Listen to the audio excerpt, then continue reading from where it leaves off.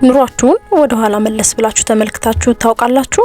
ህይወት አንዳንዴ ተከታታይ ፈተናዎችን፣ ያልተጠበቁ ውድቀቶችንና በቁጥጥራችሁ ስር የማይሆኑትን ክስተቶችን በላያችሁ ላይ ትዘረግፋለች። በዚህ ጊዜ ብዙዎቻችን የምንሰምጠው በጭንቀት፣ በፍርሃትና ለምን እኔ ላይ ሆነ በሚሉ ስፍር ቁጥር በሌላቸው የጥያቄ ውቅያኖሶች ውስጥ ነው።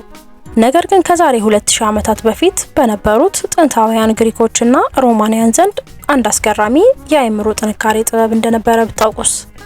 ንጉሠ ነገስቶች በጦርነት መሃል፣ ባሪያዎች በሰንሰለት ውስጥ ሆነው፣ ፈላስፎች ደግሞ በስደት ህይወት ውስጥ ሆነው አእምሯቸውን ፍጹም ሰላማዊና የማይበገር ያደርጉበት ጥበብ፣ ይህ ጥበብ ስቶይሲዝም ይባላል።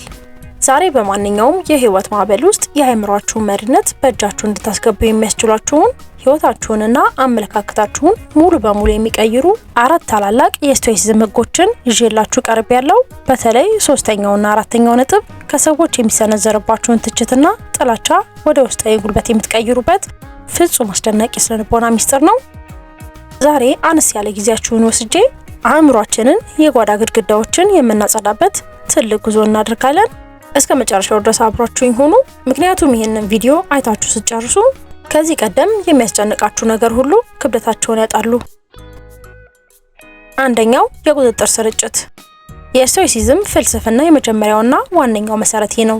በህይወታችሁ ውስጥ ነገሮችን በሁለት ትልልቅ ጎጆዎች ክፈሏቸው። በአንድ በኩል በቁጥጥራችሁ ስር ያሉ ነገሮች አሉ፣ በሌላ በኩል ደግሞ ከቁጥጥራችሁ ውጭ የሆኑ ነገሮች አሉ። ታላቁ የስቶይሲዝም ፈላስፋ ኢፒክተስ የተባለው ሰው ራሱ ባሪያ የነበረና እግሩ የተሰበረ ሰው ነበረ። እንዲህ ይላል፣ ሰዎች የሚያስጨንቃቸው የሚደርሱባቸው ነገሮች ሳይሆን ስለሚደርሱባቸው ነገሮች ያላቸው አመለካከት ነው። እስኪ አንድ ጊዜ ቆም ብለን እናስተውል። የሌሎች ሰዎች አስተያየት፣ የሀገሪቷ ኢኮኖሚ፣ የአየሩ ጸባይ፣ ትናንትና የሰራችሁ ስህተት ወይንም ደግሞ የሌሎች ሰዎች ባህሪ፣ እነዚህ ሁሉ ከቁጥጥራችሁ ውጪ ናቸው። እናንተ ምንም ያህል ብትጨነቁ፣ ሌሊቱን ሙሉ እንቅልፋችሁን ብታጡ፣ እነዚህ ነገሮች መቀየር አትችሉም። ነገር ግን በቁጥጥራችሁ ስር ያለው ነገር ምንድነው? አሁን በዚህ ሰዓት የምታስቡት ሀሳብ፣ ለነገሮች የሚሰጡት ምላሽና የምታደርጉት ጥረት ብቻ ነው። አብዛኛውን ጊዜ የአእምሯችን ጥንካሬ የሚደቀው ጉልበታችንና ትኩረታችንን መቀየር በማንችለው ነገር ላይ ስናፈሰው ነው። ስቶይኮች የሚመክሩን ከቁጥጥራችን ውጪ ለሆኑ ነገሮች ምንም ማድረግ አንችልም ብላችሁ እጃችሁን እንድትሰጡ ሳይሆን ሙሉ አቅማችሁን መቀየር በምትችሉበት ነገር ላይ ብቻ እንድታውሉት ነው። ይህንን ማድረግ ስትጀምሩ ግማሹ የጭንቀታችሁ ሸክም ወዲያውኑ ከላያችሁ ላይ ይቀላል። ሁለተኛ፣ አስቀድሞ መለማመድ። ሁለተኛው ሚስጥር አስቀድሞ መጥፎ ነገሮችን ማሰብ ወይም በላቲን ቋንቋ ፕሪሜዲቴሽን ማሎሪየም ይባላል። በአሁኑ ዘመን ያሉ የሳይኮሎጂ ባለሙያዎች በጎውን አስቡ ብቻ ይሉናል። ነገር ግን ስቶይኮች የሚሉን ከዚህ ተቃራኒ ነው። የሮማው ንጉሠ ነገስትና ታላቁ ፈላስፋው ማርከስ ኦሪሊየስ በየቀኑ ጠዋት ከእንቅልፉ ሲነቃ ራሱን እንዲህ ብሎ ያዘጋጅ ነበረ። ዛሬ የማገኛቸው ሰዎች ውሸታሞች፣ ከሃዲዎች፣ ምቀኞችና ተሳዳቢዎች ሊሆኑ ይችላሉ። ይህ ማለት ተስፋ መቁረጥ ወይም ክፉ መመኘት አይደለም። ይልቁንም አእምሯችሁን ለማንኛውም ያልተጠበቀ ክስተት አስቀድማችሁ ክትባት የሰጣችሁት ነው። በህይወታችሁ ሊያጋጥሟችሁ የሚችሉትን መጥፎ አጋጣሚዎች፣ የገንዘብ ማጣት፣ የሰው መለየት ወይም ውድቀትን አእምሯችሁ አስቀድሞ እንዲለማመደው ስታደርጉ ነገሩ ድንገት ተከስቶ ሲመጣ አያስደነግጣችሁም። ምክንያቱም አእምሯችሁ አስቀድሞ ተዘጋጅቶ ስለነበረ ነው። ድንገተኛነት የድንጋጤ ምንጭ ነው። አስቀድሞ ማሰብ ግን የጥንካሬ መከላከያ ጋሻ ነው። ነገር ግን ሁሉም ፍጹም ይሆናል ብላችሁ አትጠብቁ። ይልቁንም ነገሮች ሲበላሹ እንኳን እናንተ ጠንካራ ሆናችሁ እንድትቆሙ ለራሳችሁ ንገሩት። ሶስተኛ፣ ክስተቶችን እንደ ትምህርት ማየት። ሶስተኛው የስቶይሲዝም ህግ አሞር ፌት ይባላል። ትርጉሙ እጣ ፈንታን መውደድ ማለት ነው። ይህን ህግ ለብዙዎቻችን ለመቀበል ከባድ ሊሆን ይችላል። እንዴት ነው መጥፎ አጋጣሚን፣ ውድቀትን ወይም ስቃይን የምንወደው? ሌላኛው ታላቅ ፈላስፋ ሴኔካ እንዲህ ይላል፣ እሳት ብረትን ይፈትነዋል፣ መከራ ደግሞ ጠንካራ ሰዎችን ይፈጥራል። ስቶይኮች በህይወታቸው ውስጥ መጥፎ ነገር ሲገጥማቸው እንደ እርግማን ወይም እንደ ቅጣት አይመለከቱትም። ይልቁንም አእምሯቸውንና ማንነታቸውን የሚያጠነክሩበት እንደ ጂምናዚየም ወይም እንደ መለማመጃ ሜዳ ነው የሚያዩት።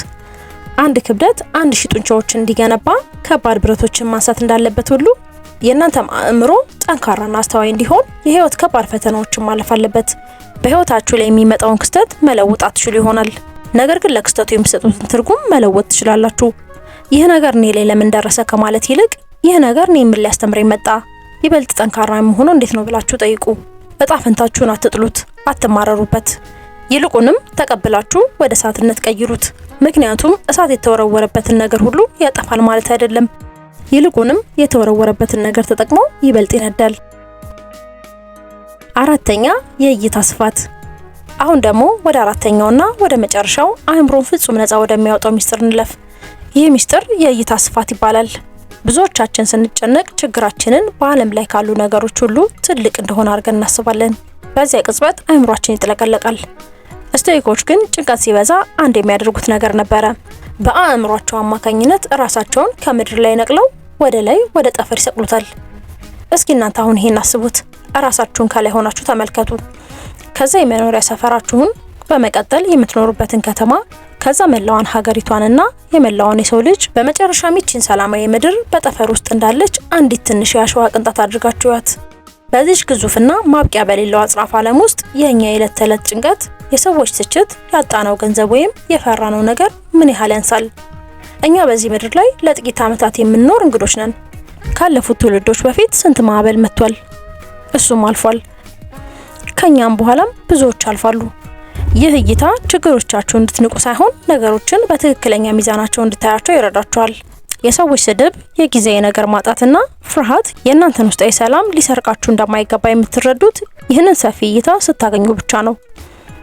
ውድና የተከበራችሁ ተከታታዮቼ፣ የዓለም ጥንካሬ ማለት ስሜት የሌለው ድንጋይ መሆን ማለት አይደለም።